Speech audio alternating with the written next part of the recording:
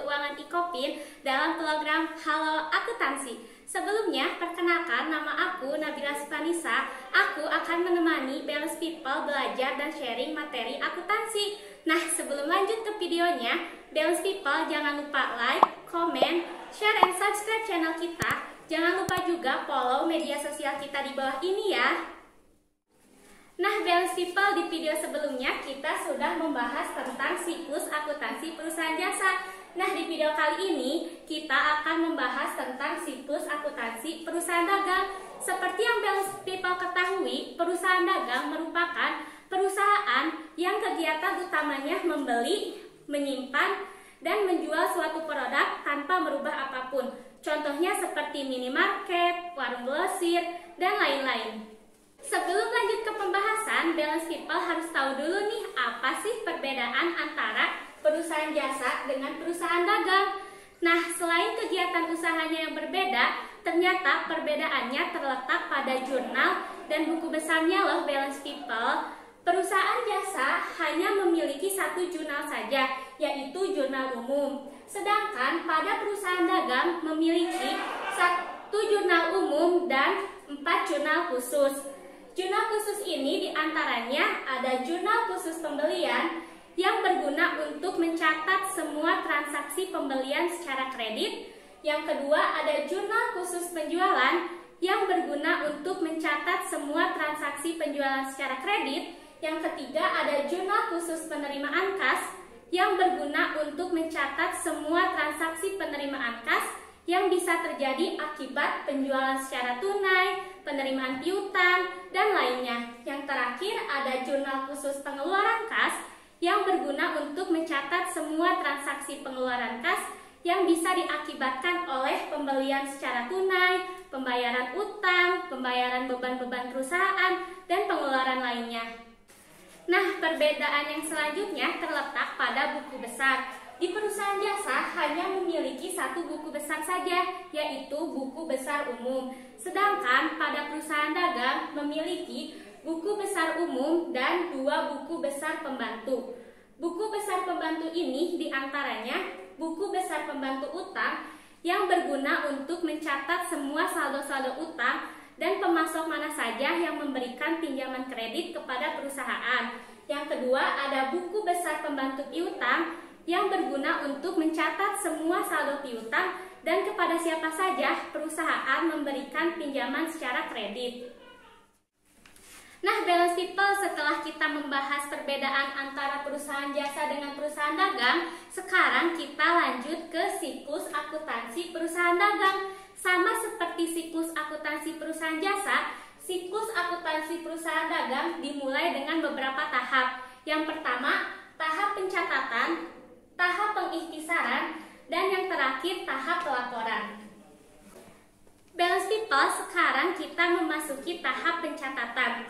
Tahap yang diawali dengan mencatat semua transaksi perusahaan yang terjadi melalui bukti transaksi. Bukti transaksinya bisa berupa nota, cek, kwitansi, dan lain-lain. Nah, pada tahap ini, Balance People harus melakukan pencatatan secara detail agar mempermudah Balance People saat menganalisa arus kas nantinya. Balance People harus bisa mengidentifikasi terlebih dahulu setiap transaksinya agar pada saat pencatatan jurnal khusus sesuai dengan transaksi yang telah terjadi dan lebih spesifik lagi. Tahap pencatatan selanjutnya sering dikatakan tahap penggolongan, yaitu pencatatan buku besar pembantu. Dokumen ini merupakan bagian dari buku besar umum yang berguna mencatat secara rinci saldo akun tertentu yang akan menjadi acuan untuk membuat neraca saldo perusahaan dagang. Nah, Balance People, kita memasuki tahap yang kedua, yaitu tahap pengikhtisaran. Sama seperti perusahaan jasa, tahap pengikhtisaran diawali dengan membuat neraca saldo, yaitu kumpulan rekening-rekening dari buku besar pada periode tertentu. Selanjutnya ada jurnal penyesuaian. Jurnal penyesuaian merupakan jurnal yang berisi akun-akun tertentu sehingga mencerminkan saldo yang sebenarnya terjadi yang akan kita lanjutkan ke tahap selanjutnya. Nah, yang terakhir ada neraca lajur, yang berguna untuk mempermudah balance people saat membuat laporan keuangan nantinya. Nah, balance people kita sudah memasuki tahap akhir, yaitu tahap pelaporan. Pada tahap ini, balance people harus membuat beberapa laporan keuangan. Di antaranya, laporan laba rugi, laporan perubahan modal, laporan neraca, laporan arus kas, dan catatan atas laporan keuangan. Kita bahas satu-satu ya balance people. Yang pertama ada laporan laba rugi. Laporan yang berisi pendapatan dan beban perusahaan pada periode tertentu. Pada laporan ini, perusahaan akan mengetahui apakah perusahaan tersebut mendapatkan laba atau rugi. Yang kedua ada perubahan modal. Perubahan modal merupakan laporan yang berisi perubahan modal perusahaan pada periode tertentu. Komponen-komponennya yaitu modal awal, laba atau ruginya perusahaan, dan prime. Yang ketiga ada laporan neraca. Laporan neraca merupakan laporan yang berisi aktiva, kewajiban, dan modal suatu perusahaan. Laporan neraca juga merupakan peluasan dari persamaan dasar akuntansi. Nah, yang keempat ada laporan arus kas. Laporan arus kas berisi tentang sumber dan kegunaan kas sehingga saldo kas sesuai dengan yang ada di neraca saldo. Yang terakhir ada catatan atas laporan keuangan. Pada catatan ini berisi beberapa ketentuan, di antaranya ketentuan pencatatan, ketentuan penjualan, dan ketentuan lainnya. Pada catatan ini juga berisi secara rinci beberapa laporan keuangan, di antaranya laporan laba rugi, laporan perubahan modal, laporan neraca, dan laporan arus kas. Nah, setelah balance people membuat laporan keuangan, lanjut ke jurnal penutup, jurnal pembalik, dan neraca setelah penutupan. Nah, kita bahas satu-satu ya balance people.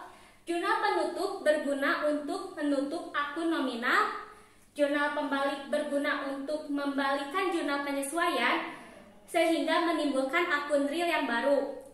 Yang terakhir ada neraca saldo setelah penutupan, memuat akun real yang digunakan sebagai saldo awal pada periode selanjutnya. Nah, balance people, segitu aja materi mengenai siklus akuntansi perusahaan dagang. Semoga bermanfaat ya bagi balance people semua. Balance people juga bisa komen di bawah request materi apa yang harus kita bahas di video pembelajaran selanjutnya. Aku Nabila Spanisa dan tim pamit undur diri. Jangan lupa like, comment, share, and subscribe channel kita. Jangan lupa juga follow media sosial kita di bawah ini ya. Terima kasih balance people. Wassalamualaikum warahmatullahi wabarakatuh.